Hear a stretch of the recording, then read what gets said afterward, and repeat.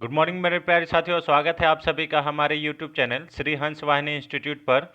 आज का तारीख है 1 नवंबर 2022 और इस दिन का करंट अफेयर्स के सभी अति महत्वपूर्ण प्रश्न हम लोग इस वीडियो में डिस्कस करेंगे। तो इस वीडियो को चलिए शुरू करते हैं। ऑलरेडी हम लोग थोड़ा लेट हो चुके हैं, लेकिन फिर भी कोई बात नहीं। आज हम लोग इसको थोड़ा सा जल्दी जल्दी में फटाफट में करेंगे और कम से कम समय में इस वीडियो को समाप्त करने का कोशिश करेंगे। तो चलिए वीडियो को शुरू करने से पहले आज का मोटिवेशन देख लेते हैं। लोग आपकी बातों का यकीन तब तक नहीं करेंगे जब तक आपके परिणाम उन्हें हिला नहीं देते हैं। बिल्कुल सही बात है।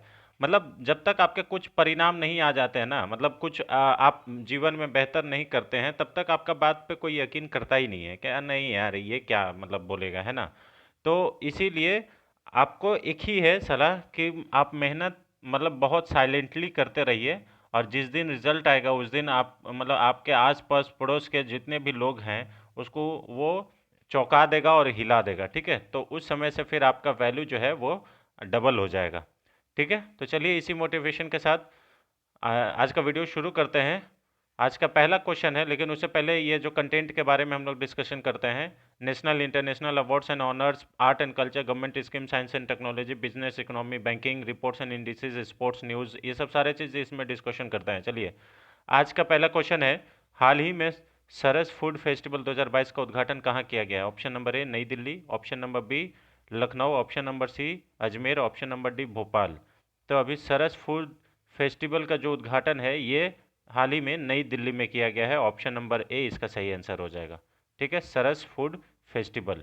ठीक है, इसका जो उद्घाटन है, इसका जो आयोजक है, ये केंद्रीय ग्रामीण विकास मंत्री फग्गन सिंह के द्वारा किया गया है। इसका याद रखिएगा, इसका उद्घाटन जो है ये केंद्रीय ग्रामीण विकास मंत्री है और ये राज्य मंत्री है। मतलब केंद्र में दो मंत्री होते हैं, एक तो केंद्रीय मंत्री होता है और केंद्रीय राज्य मंत्री होता है ना। तो ये फग्गन सिंह के द्वारा इसका आयोजन किया गया है। आपको मालूम होगा कि दिल्ली के जो उपराज्यपाल है वो आप क्या बोलते हैं, ए के सक्सेना जी हैं, इसे याद कर लीजिएगा, वी के सक्सेना। ठीक है, विनय कुमार सक्सेना, उसे याद कर लीजिएगा। और दिल्ली में जो सीएम है वो अरविंद केजरीवाल जी हैं। तो ये सब सारे चीज़ जो है थोड़ा सा फैक्ट आप दिल्ली के बारे में याद रखिएगा। बहुत ज़्यादा है। गाड़ी ऑन गाड़ी ऑफ, लाइट ऑन गाड़ी ऑफ, यो जो पहल है वो भी दिल्ली सरकार के द्वारा शुरू किया गया है। चलिए क्वेश्चन नंबर 2 पे आते हैं। हाल ही में किस राज्य सरकार के द्वारा साइबर इंटेलिजेंस यूनिट स्थापित करने की घोषणा की गई है? Option number A Maharashtra, option number B Madhya Pradesh, option number C Jharkhand, option number D Arunachal Pradesh. तो अभी महाराष्ट्र सरकार के द्वारा साइबर इंटेलिजेंस यूनिट स्थापित करने की घोषणा की गई है। और ये किसके लिए किया जाएगा? जो साइबर फ्रॉड है उसको उससे निवारण देने के लिए। ठीक है, पब्लिक इसका साइबर फ्रॉड के चक्कर में ना आ जाए या फिर सरकार का किसी गवर्नमेंट डेटा साइबर फ्रॉड के चक्कर में ना जाए, उसके लिए ये एक साइबर इंटेलिजेंस यूनिट स्थापित किया जाएगा। ऑप्शन नंबर ए इसका सही आंसर हो जाएगा। महाराष्ट्र के बारे में बहुत सारा पॉइंट्स डिस्कशन करना है फ्रेंड्स, इसको फटाफट देख लेते हैं। जैसे महाराष्ट्र की मुंबई राजधानी है। काला घोड़ा महोत्सव ये इम्पोर्टेंट है। ठीक है, ये महाराष्ट्र में मनाया जाता है। महाराष्ट्र के जो मुख्यमंत्री है वो एक नाथ शिंदे हैं, अभी नए बने हैं। और राज्यपाल भगत सिंह कोश्यारी हैं, इसे याद कर लीजिएगा। ठीक है, उसके अलावा इसके अलावा क्या है, उप मुख्यमंत्री। उप मुख्यमंत्री कौन है? तो देवेंद्र फडणवीस हैं, इसे याद कर लीजिएगा। ठीक है, ये बार पूछ सकता है कि महाराष्ट्र के उप मुख्यमंत्री कौन है। ठीक है, और इन्होंने ही उप मुख्यमंत्री ने ही अभी हेलो की जगह वंदे मातरम बोलने की पहल शुरू की है। मतलब महाराष्ट्र के जितने भी सरकारी ऑफिसेज है उसमें हेलो, फ़ोन आने पे सरकारी कार्यालयों में फ़ोन आने पे हेलो नहीं बोलना है, वंदे मातरम बोलना है। ठीक है, हाल ही में महाराष्ट्र सरकार ने नीति आयोग के तर्ज पर एक संस्था विकसित करने का निर्णय लिया है। मतलब जिस प्रकार से केंद्र सरकार के लिए थिंक टैंक का काम करती है नीति आयोग, उसी प्रकार से महाराष्ट्र सरकार भी एक संस्था बनाएगी जो सिर्फ सरकार को मदद करेगी योजना बनाने में, और भी बहुत सारे चीज़ में नीति आयोग का काम होता है। ठीक है, मारबत उत्सव ये महाराष्ट्र के नागपुर में मनाया जाता है। भारत की पहली electric double decker AC bus ये महाराष्ट्र में चलाया गया है। ठीक है, डबल डेकर मतलब दो तल्ला बस। ठीक है, दो तल्ला बस और एसी है। तो ये मुंबई में चलाया गया है, इसे याद कर लीजिएगा। ठीक है, भारत का पहली इलेक्ट्रिक इलेक्ट्रिक है वो भी, है ना। दही हंडी का खेल का दर्जा देने वाला एकमात्र अभी अभी राज्य बना है महाराष्ट्र। ठीक है। संपत्ति पंजीकरण को डिजिटलाइज करने वाला देश का पहला राज्य महाराष्ट्र है। ठीक है। और संतरे का उत्पादन में महाराष्ट्र का नागपुर जो है वो शीर्ष स्थान पर है। ये थोड़ा सा इम्पोर्टेंट रखिएगा। अभी चीनी का उत्पादन में भी महाराष्ट्र टॉप पे रहा है, तो ये थोड़ा सा ज़्यादा इम्पोर्टेंट है। क्वेश्चन नंबर 3 आते हैं। हाल ही में किस कंपनी को भारतीय वायुसेना के लिए C-295 ट्रांसपोर्ट एयरक्राफ्ट बनाने की जिम्मेदारी दी गई है? Option number A Tata limited, option number B Reliance limited, option number C Adani group limited, option number D aerospace. तो यहाँ पे देखिए, अभी टाटा लिमिटेड को जो भारतीय वायुसेना है उसके लिए C-295 ट्रांसपोर्ट एयरक्राफ्ट ये विमान बनाने की अनुमति दी गई है और जिम्मेदारी दी गई है। तो ऑप्शन नंबर ए इसका सही आंसर हो जाएगा, टाटा लिमिटेड। ठीक है। टाटा लिमिटेड जो है वो अभी हमारे जो नई संसद भवन है उसका भी विकास कर रही है, इसे याद कर लीजिएगा। ठीक है। और किसको मिला है टाटा ग्रुप के? तो टाटा प्रोजेक्ट लिमिटेड को नई संसद भवन को बनाने का जिम्मेदारी मिला है। ठीक है। अच्छा, भारतीय वायुसेना के अभी प्रमुख कौन है? तो विवेक राम चौधरी जी हैं भारतीय वायुसेना का प्रमुख, इसे याद कर लीजिएगा। ठीक है। कौन है? विवेक राम चौधरी जी। अभी हाल ही में आपको मालूम होगा कि टाटा के सीईओ जो साइरस पूनावाला है उनका कार एक्सीडेंट में निधन हो गया था, ये याद कर लीजिएगा थोड़ा सा, है ना, बहुत ज़्यादा इम्पॉर्टेंट है। ठीक है। क्वेश्चन नंबर 4 पे आते हैं फ्रेंड्स। हाल ही में गरुड़ संयुक्त युद्ध अभ्यास का आयोजन भारत के जोधपुर में किया गया है। यह भारत और किस देश के वायुसेना के बीच होता है? Option number A France, option number B America, option number C Germany, option number D UAE. तो जो गरुड़ है, गरुड़ एक्सरसाइज, ये भारत और फ्रांस के बीच में होता है और इसका आयोजन अभी भारत के राजस्थान के जोधपुर में हुआ है, इसे याद कर लीजिएगा। ऑप्शन नंबर ए इसका सही आंसर हो जाएगा। ठीक है। अब देखिए, इससे बहुत ज़्यादा इंपॉर्टेंट हम लोग फैक्ट्स डिस्कशन करेंगे। कुछ तो एक्सरसाइज है जैसे डेजर्ट नाइट युद्ध अभ्यास, ये भी भारत और फ्रांस के बीच होता है। हैंड इन हैंड, ये भारत और चाइना के बीच होता है। बोंगो सागर भारत और बांग्लादेश के बीच होता है। इसके अलावा संप्रीति युद्ध अभ्यास, ये भी भारत और बांग्लादेश के बीच होता है। ठीक है। संप्रीति युद्ध अभ्यास। सूर्य किरण युद्ध अभ्यास भारत और नेपाल के बीच होता है। ठीक है। स्लिनेक्स युद्ध अभ्यास भारत और श्रीलंका के बीच होता है। और अगर आपसे पूछ लिया जाए कि सीटमैक्स, सीटमैक्स किसके बीच में होता है? तो सीटमैक्स जो है ये भारत, इंडिया, ठीक है, सिंगापुर और थाईलैंड के बीच में होता है, इसे याद कर लीजिएगा। ठीक है। अच्छा, डेजर्ट डेजर्ट ईगल युद्ध अभ्यास, ये भारत और इंग्लैंड के बीच होता है। भारत के तरफ से जो अभी ये जो एक्सरसाइज हो रहा है, इसमें राफेल, तेजस और प्रचंड जो हेलीकॉप्टर बनाया गया है स्वदेशी तरीके से, स्वदेशी, पहला स्वदेशी हेलीकॉप्टर, तो उसको वो भी इसमें भाग लेगा। ठीक है। इस जो युद्ध हो रहा है गरुड़ उसमें। ठीक है। युद्ध अभ्यास। भारत द्वारा निर्मित लाइट कॉम्बैट हेलीकॉप्टर का नाम क्या है? तो ये प्रचंड है, अभी हमने आपको बता दिया। ठीक है। भारत द्वारा निर्मित जो है ये, मतलब फुल स्वदेशी तरीका से, तो ये प्रचंड है, इसका नाम याद रखेगा। अच्छा, शक्ति युद्ध अभ्यास, ये भी भारत और फ्रांस के बीच होता है। और वरुण वरुण युद्ध अभ्यास, ये भी भारत और फ्रांस के बीच में होता है। तो भारत और फ्रांस के बीच में टोटल 4 युद्ध अभ्यास होता है। ठीक है। एक तो हो गया गरुड़, वरुण, शक्ति, और एक क्या है? Desert knight. इसे याद कर लीजिएगा। 4 युद्ध अभ्यास भारत और फ्रांस के बीच में होता है। ठीक है। क्वेश्चन नंबर 5 पे आते हैं। हाल ही में चिनाब वाइट वाटर राफ्टिंग महोत्सव 2022 कहाँ शुरू किया गया है? Option number A Jammu and Kashmir, option number B Ladakh, option number C Assam, option number D Gujarat. तो अभी जो चिनाब है ये जो है अभी आपको कहाँ पे किया गया है? जम्मू एंड कश्मीर में किया गया है। ऑप्शन नंबर एक मिनट, स्लाइड चेंज हो गया। ऑप्शन नंबर ए इसका सही आंसर हो जाएगा। ठीक है। जो चिनाब है, ये चिनाब वाइट वाटर राफ्टिंग महोत्सव जो है ये जम्मू एंड कश्मीर में आयोजित किया गया है। चिनाब रिवर का नाम है, आपको याद होगा। ठीक है। तो ये इसका सही आंसर हो जाएगा ऑप्शन नंबर ए, चिनाब का। देखिए, खीर भवानी का मेला भी जम्मू एंड कश्मीर में आयोजित किया जाता है। एशिया का सबसे बड़ा ट्यूलिप गार्डन ये भी जम्मू एंड कश्मीर में है। भारतीय स्टेट बैंक जो एसबीआई है उसके द्वारा जम्मू एंड कश्मीर के डल झील में एक फ्लोटिंग एटीएम स्थापित किया गया था। तो ये पूछा जा सकता है कि अभी कहाँ पे फ्लोटिंग एटीएम स्थापित किया गया है या फिर किस बैंक के द्वारा जम्मू एंड कश्मीर में फ्लोटिंग एटीएम स्थापित किया गया है। डच ग्राम राष्ट्रीय उद्यान जो है ये जम्मू एंड कश्मीर में स्थापित किया गया है, ये भी याद कर लीजिएगा।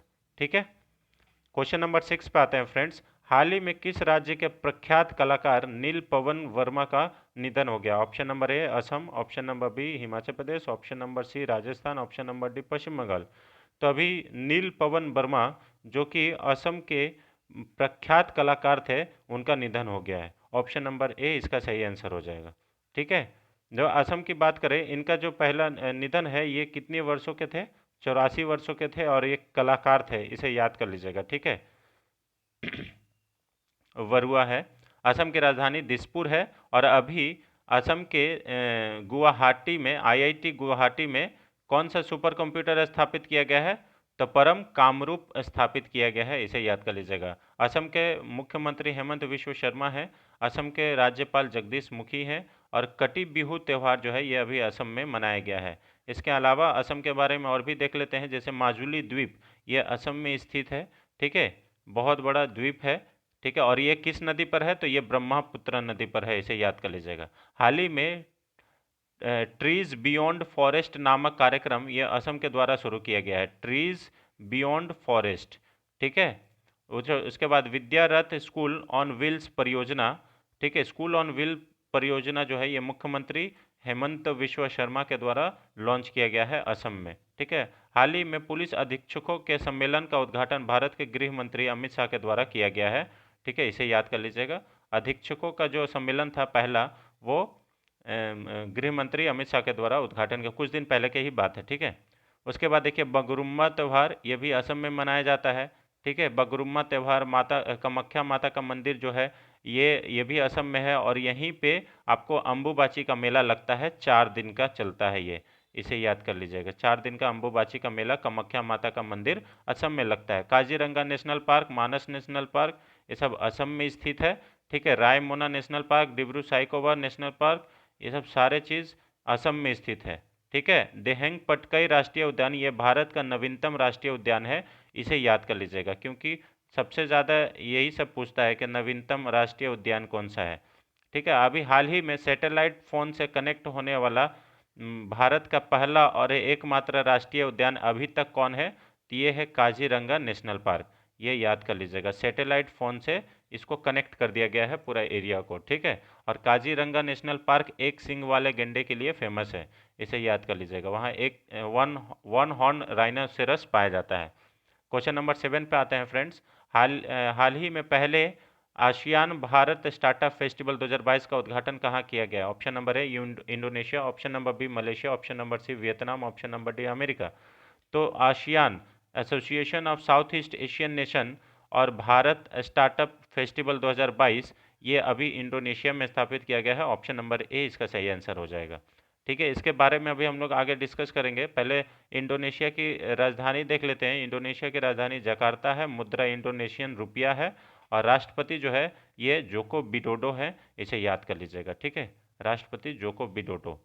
ठीक है, अभी देखिए आसियान का फुल फॉर्म क्या है? Association of south east Asian nation.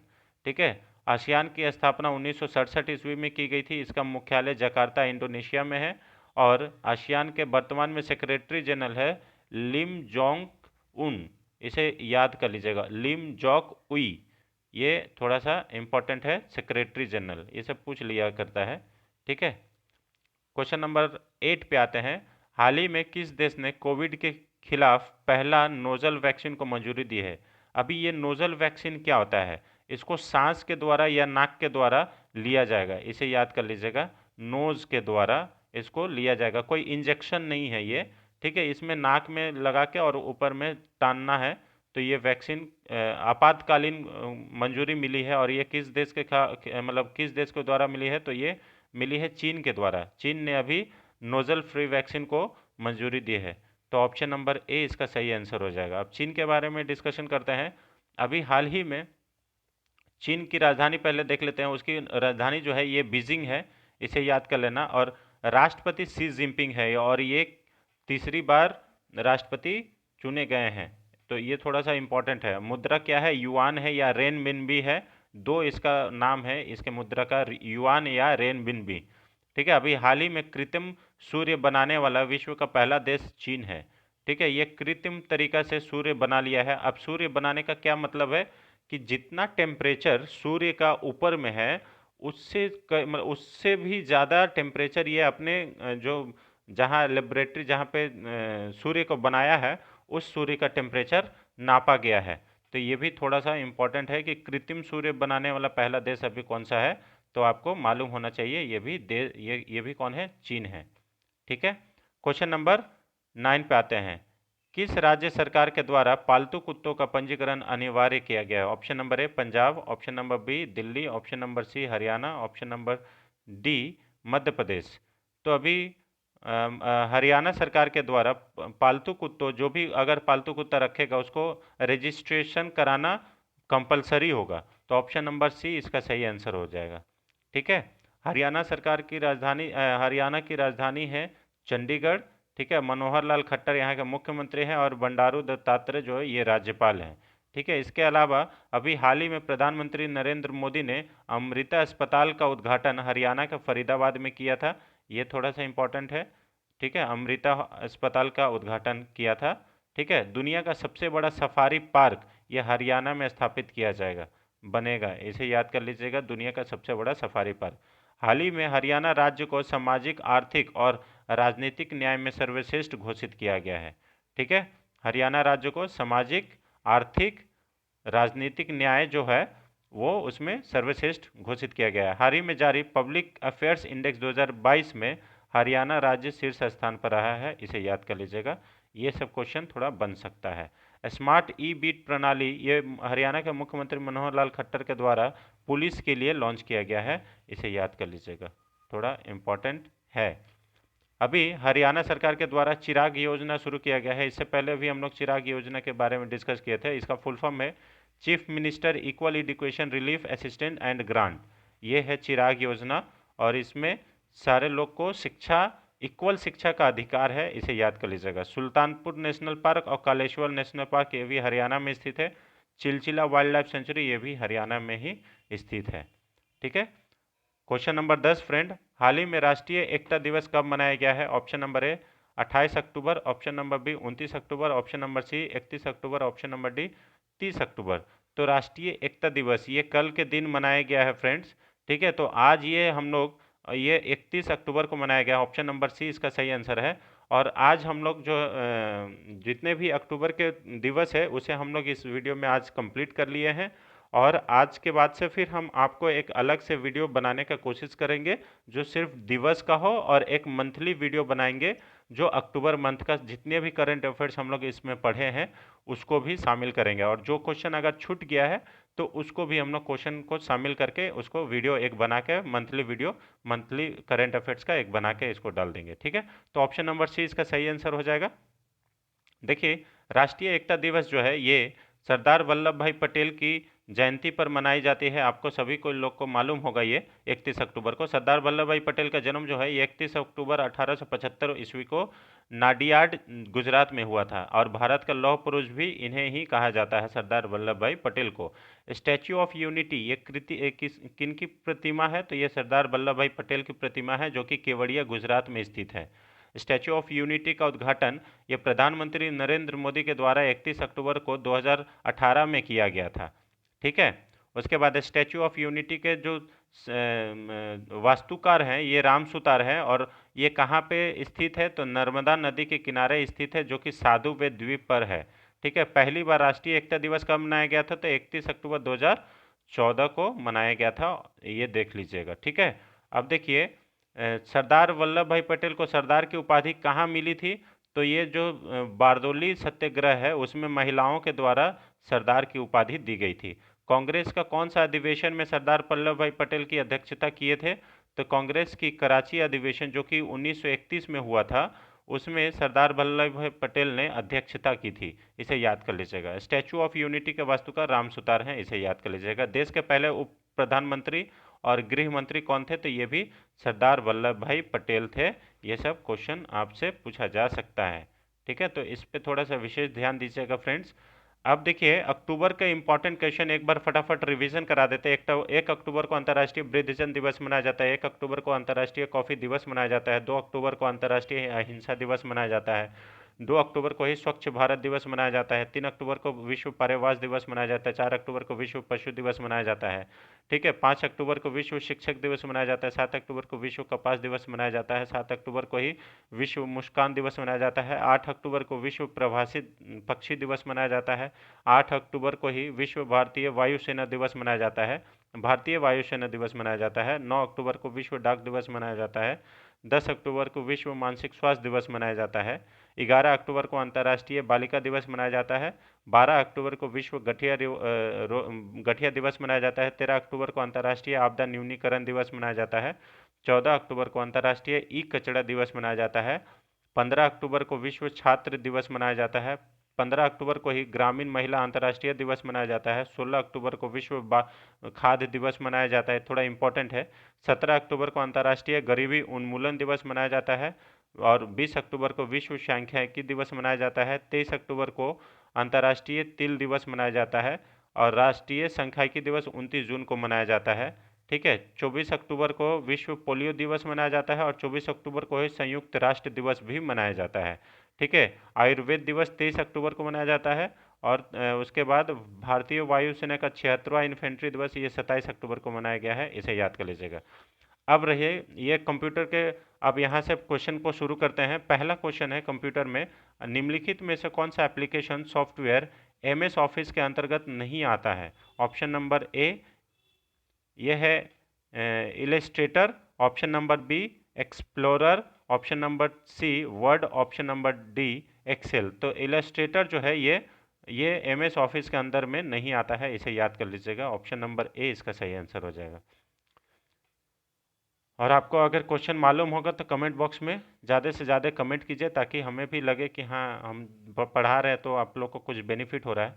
किस प्रकार का बार विभिन्न ड्रॉप डाउन मेनू के नाम या आइकन दिखाता है?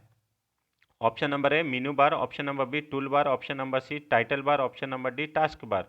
तो विभिन्न प्रकार का जो ऐसे ऑप्शन दिखाता है, आइकन दिखाता है, ये मीनू बार में दिखाता है। आपको मालूम होगा कहीं भी आप लोग रेस्टोरेंट में खाना खाने भी जाते हैं तो वहाँ पे मीनू मीनू मिलता है ना। तो मीनू में बहुत सारे लिस्ट ऑफ आइटम्स और उसके प्राइजेस लिखे रहते हैं। तो वही एक सेम उसी प्रकार से मान के चलते हैं कि ड्रॉप डाउन मीनू जो है उसको मीनू बार बोलते हैं। ऑप्शन नंबर ए इसका सही आंसर हो जाएगा। ठीक है।